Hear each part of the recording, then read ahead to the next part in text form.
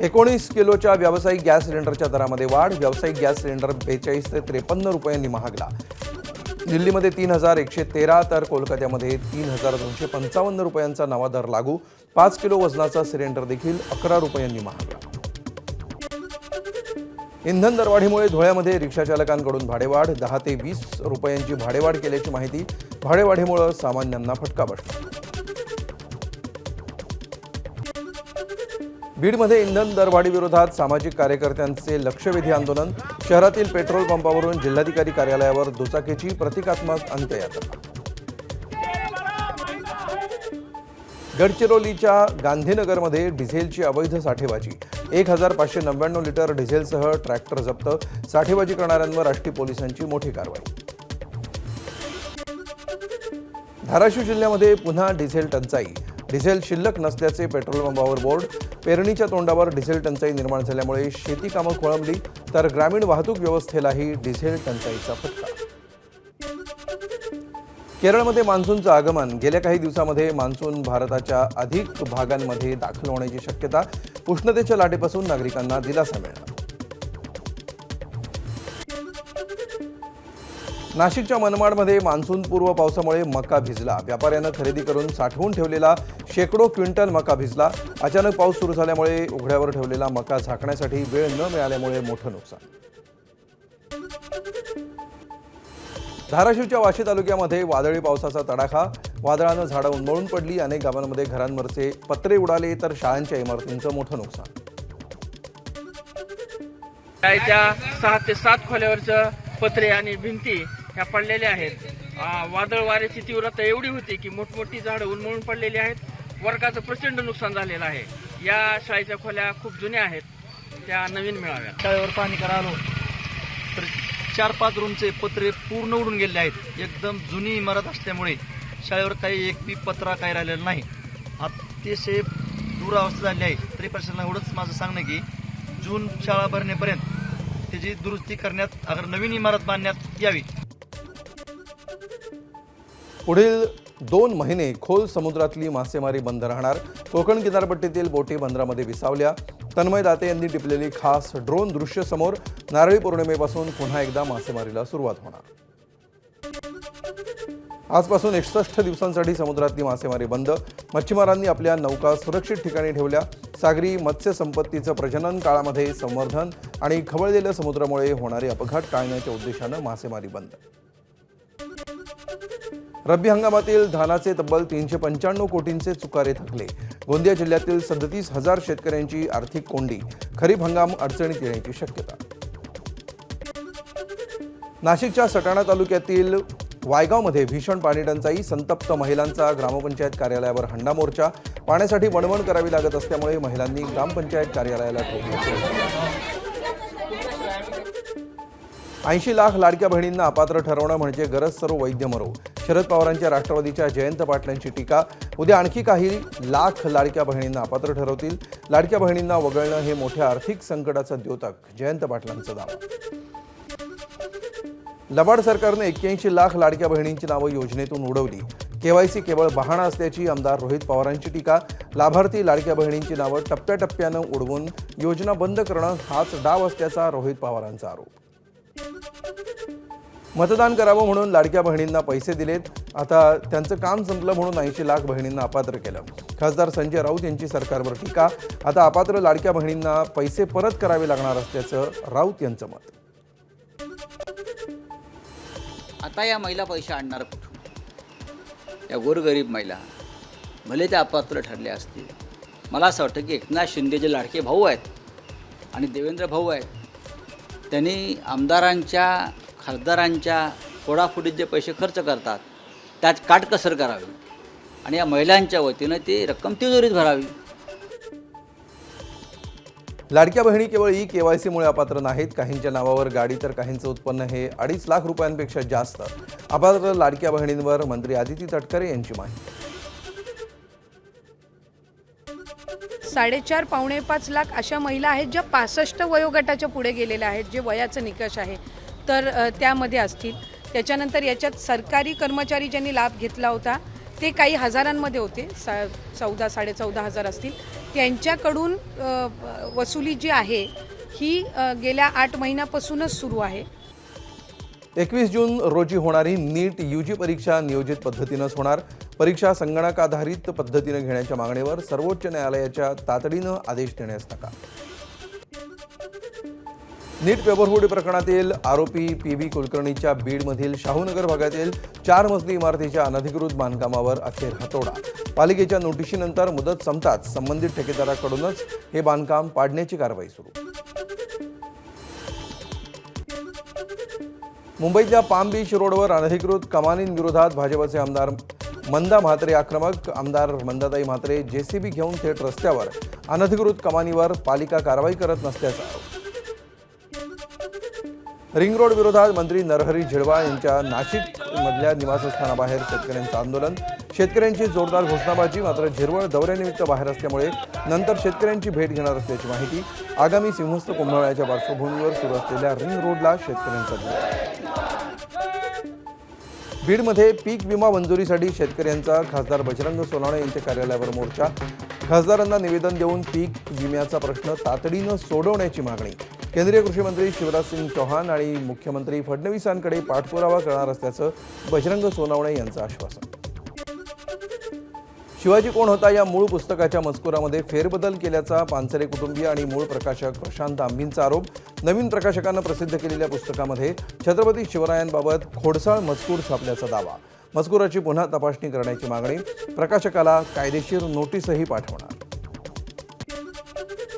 पुण्याची जागा राष्ट्रवादीच्या वाट्याला येताच भाजपच्या काकडे पिता पुत्राचा राष्ट्रवादीत प्रवेश.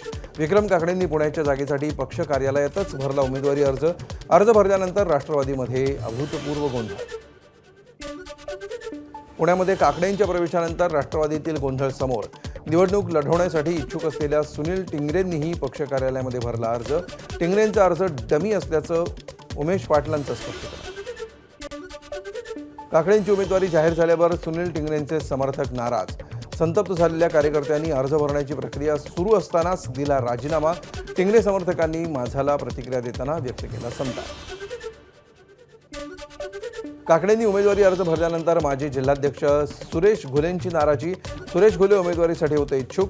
उमेदवारी डावलल्यामुळे माध्यमांशी बोलताना सुरेश घुलेंना अश्रू अनावर.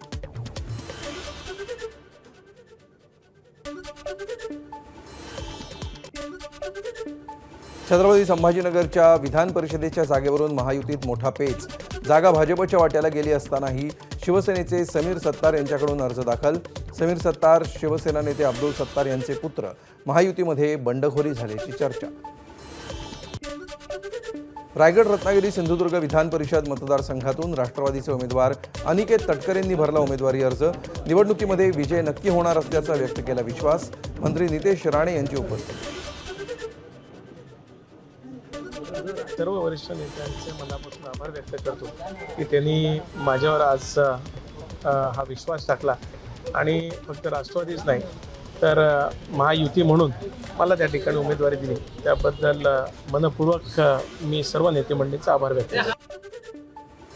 नागपूर विधान परिषदेच्या जागेवर काँग्रेसच्या 2 उमेदवारांनी अर्ज भरले. अतुल लोंढेंनंतर दिनेश ढोलेंनी भरला अर्ज. उमेदवार ठरत नसल्यामुळे 2 जणांना अर्ज भरण्याच्या सूचना. नाव निश्चित झाल्यावर 1 जण माघार घेणार. भाजप उमेदवार प्राजक्त तनपुरेंनी भरला अहिल्यानगर विधान परिषदेसाठी उमेदवारी अर्ज. आई उषाताई तनपुरे यांनी केलं मुलाचं औक्षण. मुलाला विजयासाठी आईनं दिल्या शुभेच्छा. प्राजक्त तनपुरे विकास कामासाठी भाजपात गेलेत का? त्यांना उमेदवारीही भाजपनं दिली. विकास कामांचं ढोंग तनपुरेंनी बंद करावं. खासदार संजय राऊत यांचा घणाघात. मग सध्या जे आमदार निवडून आलेले आहेत त्यांच्या मतदारसंघात भाजपचे, ते काय त्यांच्या मतदारसंघात विकास कामं करणार नाहीत? काय त्यांचं नाव? कर्डिले. आधीच्या आमदारांनी केली नाहीत? तुम्ही होतात केली नाहीत? ही ढोंग बंद करा. परभणी हिंगोली विधान परिषदेच्या जागेवरनं महाविकास आघाडीमध्ये बिघाडी. काँग्रेसचे माजी आमदार सुरेश देशमुखांच्या मुलानं भरला अर्ज.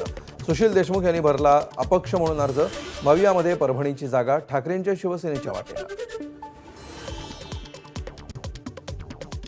कुठच्याही लोकोपयोगी येणारा माणूस अशा माणसांना निश्चित ह्या ठिकाणी, कारण की जे कोणी मतदार आहेत ते ह्या ठिकाणी हे सर्वश्रुत मतदार आहात की हे जाणते मतदार आहेत की कोण कामी येतं आणि कोण कामी येत नाही, ह्या जोरावरतीच मी ही निवडणुकीसाठी सामोरं जात आहे आणि याच्यावर निश्चित मला यश मिळेल. परभणीमध्ये महाविकास आघाडीतील ठाकरेंच्या शिवसेनेचे उमेदवार विवेक नामंदर यांनी भरला उमेदवारी अर्ज. मताचं गणित जुळवूनच उमेदवारी दाखल केली. विजय आमचाच होणार, ठाकरे सेनेचे आमदार राहुल पाटील यांनी व्यक्त केला विश्वास. परभणी हिंगोली विधान परिषदेसाठी शिवसेना विरुद्ध ठाकरेंच्या शिवसेनेमध्ये लढत. शिवसेनेकडून सईद खान यांना उमेदवारी तर ठाकरेंच्या शिवसेनेकडून डॉक्टर विवेक नामंदर निवडणुकीच्या रिंगणात. नांदेड विधान परिषदेसाठी भाजपचे उमेदवार अमरनाथ राजूरकर यांनी दाखल केला उमेदवारी अर्ज. यावेळी भाजप खासदार अशोक चव्हाण यांची उपस्थिती. तर आमच्यासोबत केवळ महायुतीचेच नाही तर अदृश्य मतदारही असल्यामुळे विजय निश्चित, अशोक चव्हाण यांना विश्वास. साताऱ्यामध्ये धैर्यशील कदम यांना भाजपची उमेदवारी. सातारा सांगली विधान परिषद मतदारसंघातून धैर्यशील कदमांना उमेदवारी. जुने वाद विसरून महायुतीनं एकजुटीनं काम करावं, कदम यांचं आवाहन. विधान परिषदेसाठी सोलापुरातून भाजप उमेदवार माजी आमदार राजेंद्र राऊतांनी दाखल केला उमेदवारी अर्ज. पालकमंत्री जयकुमार गोरे, शिवसेनेच्या राज्यसभेचे खासदार प्राध्यापक डॉक्टर ज्योती वाघमारे यांच्या उपस्थितीमध्ये उमेदवारी अर्ज दाखल. अमरावती विधान परिषदेसाठी महाविकास आघाडीचे उमेदवार हर्षजित देशमुख यांनी भरला उमेदवारी अर्ज. अमरावतीची जागा काँग्रेसच्या वाट्याला, काँग्रेस नेत्यांच्या उपस्थितीत भरला उमेदवारी अर्ज. यवतमाळ विधान परिषद निवडणुकीसाठी शिवसेनेकडून दुष्यंत चतुर्वेदींनी भरला उमेदवारी अर्ज. पालकमंत्री संजय राठोड यांच्यासह जिल्ह्यातले नेते उमेदवारी अर्ज भरताना उपस्थित. निवडणुकीमध्ये विजय होणार असल्याचा दुष्यंत चतुर्वेदी यांना विश्वास.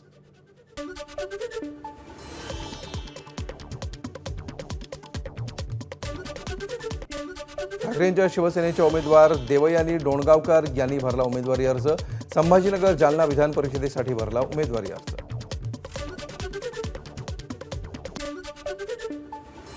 काँग्रेसचे उमेदवार शैलेश कुमार अग्रवाल यांनी चंद्रपूर, वर्धा, गडचिरोली विधान परिषदेसाठी दाखल केला उमेदवारी अर्ज. काँग्रेसचे ज्येष्ठ नेते विजय वडेट्टीवार, खासदार प्रतिभा दानोरकर उपस्थित. भाजपकडून अरुण लखानी यांना उमेदवारी.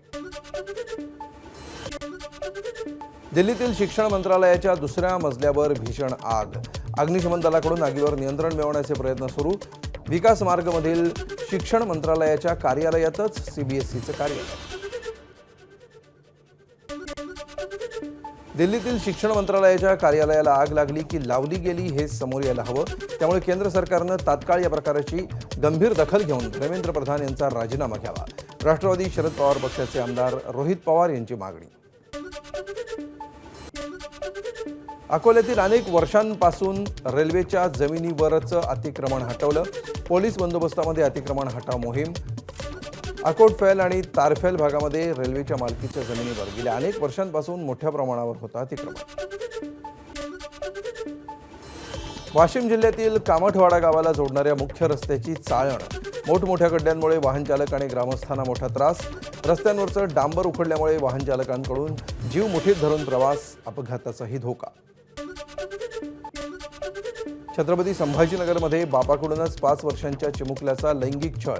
घडलेला प्रकार आईला सांगितल्यास गच्चीवरून फेकून देण्याची धमकी. आईच्या तक्रारीनंतर नराधम बापाविरोधात पोक्सो कायद्याअंतर्गत गुन्हा दाखल.